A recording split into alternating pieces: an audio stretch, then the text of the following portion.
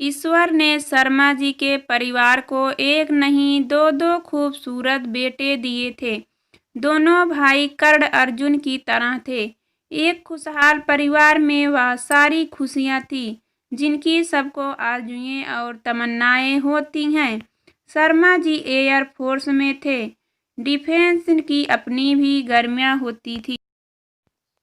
जो भी देखता है रश्क करता है। लेकिन इधर कुछ दिनों से सरिता ने माता रानी की के दरबार में चुपचाप एक अलग ही अरदास लगा रखी थी जिसकी किसी की को खबर न थी। लेकिन शर्मा जी मर्जी के बिना इसे पूरा भी नहीं होना था। सरिता, तुम्हारा दिमाग खराब हो गया। लोग तो लड़कों की मिन्नतों करते हैं, दर दर अपना हमता टोकते हैं। अब ईश्वर ने तुम्हें दो दो बेटे दिए तो तुम्हें बेटी चाहिए। हाँ, मुझे एक बेटी चाहिए, बिल्कुल मेरी जैसी काया, मेरी छवि, मेरे मरने के बाद जिसे देखकर सबको मेरी याद ताजा हो जाए। अब ये भी किसी जिद है और कोई जरूरी भी तो नहीं कि बेटी ही हो। अगर बेटा हो गया तो नहीं, जिस तरह ईश्वर ने मुझे बिन मांगे दो बेटे दिए तो फिर वही मांगने पर बेटी क्यों नहीं देगा। मुझे तो पूरा विश्वास है बेटी ही होगा। देखना, मैं उसे बिल्कुल अपने जैसा, बल्कि मुझसे भी अधिक निपुण बनाऊंगी।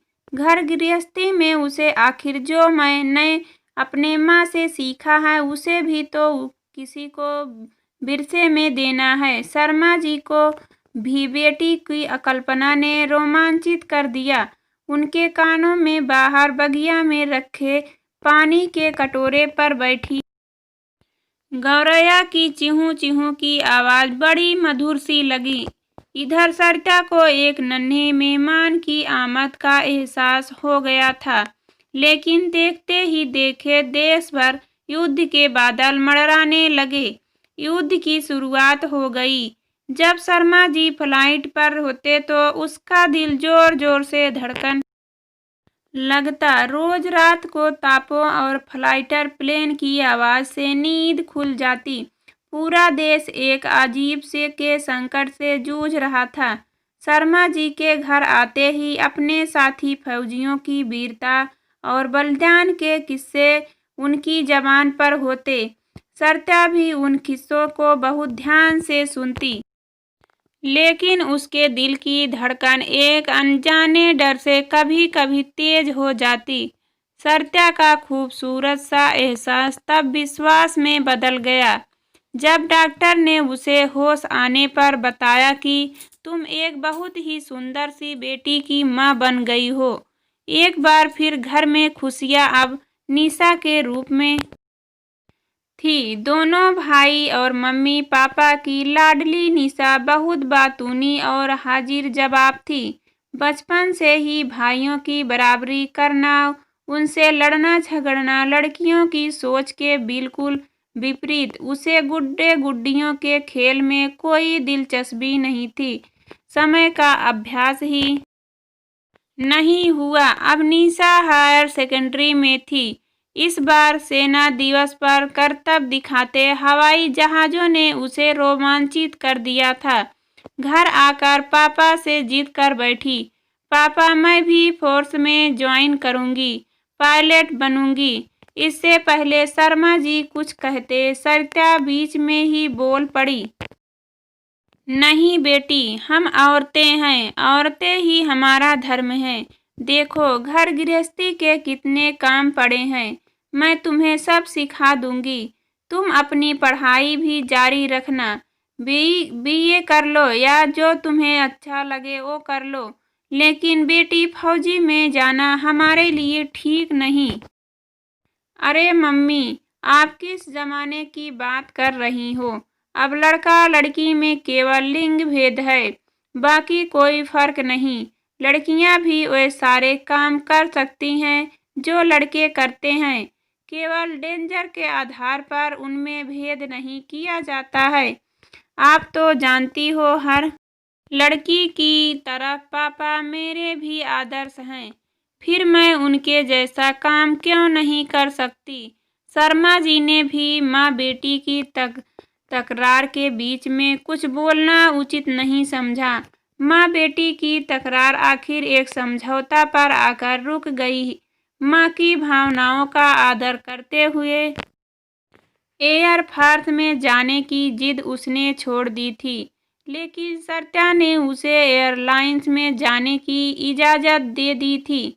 यह पायलट तो नहीं बन सकी, लेकिन सीनियर स्टेट फ्लाइंग ऑफिसर के रूप में एक एयरलाइंस में उसने नौकरी मिल गई।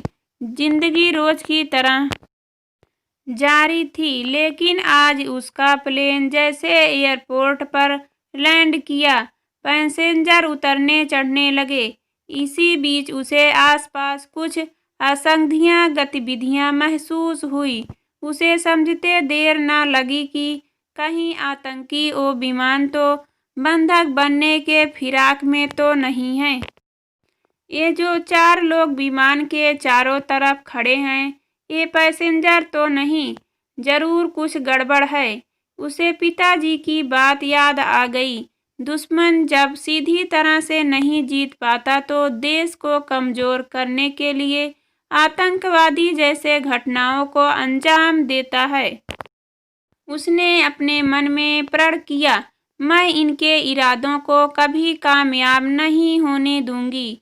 मुझे किसी न किसी रूप में विमान में सवार इन निर्दोष लोगों की जान बचानी है। निशा अभी सोच रही थी कि धड़ाधड़ चारों विमान में ऊपर चढ़ गए।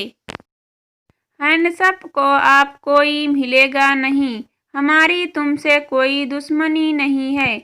अगर तुम लोग सहयोग करोगे तो हम किसी का कोई नुकसान नहीं करेंगे। हम तो अपने साथियों की रिहाई चाहिए। निशा ने इससे पहले कि हाईजैक की कोशिश अंजाम को पहुंचे, चालाक दल को इमरजेंसी विंडो से भाग जाने का मैसेज दिया। चालाक दल विमान को स्टार्ट कर भाग गए, जिससे ईंधन खत्म हो जाए। अब निशा का काम किसी तरह उनको उलझाकर रखना था, जब तक कि प्लेन का ईंधन या तो खत्म हो जाए या फिर कमांडोज वहां नहीं पहुंच जाए। हुआ भी यही। इस अंजाम बेटी ने वीरता और बलिदान के तमाम किस्से माँ के पेट में ही पिताजी से सुन रखे थे। आज वक्त आया था उनका अनुसरण करने का। यही वीरता का मतलब सीधे तौर पर लड़ना नहीं, बल्कि बिना होश गंवाए धैर्य से अंतिम सांस तक हौसला रखना था। उसका एकमात्र उद्देश्य सारे यात्रियों की जान बचाना था। प्रशासन से बात कर खूंखार आतंकवादियों को छोड़ना चाहते थे, जो किसी भी कीमत पर संभव नहीं था। अतः उन्होंने यात्रियों को मारना शुरू कर दिया। जब निशा की सारी उम्मीदें समाप्त हो गईं तो इमरजेंसी गेट खोलकर यात्रियों को भागने का आदेश दिया। भागते यात्रियों पर आतंकवादियों ने गोलियां चलाना शुरू कर दी। कुछ यात्री मारे गए, लेकिन अधिकांश भागने में कामयाब हो गए। अंत में आतंकवादियों ने निशा और उसके साथियों को भी मौत के घाट उतार दिया।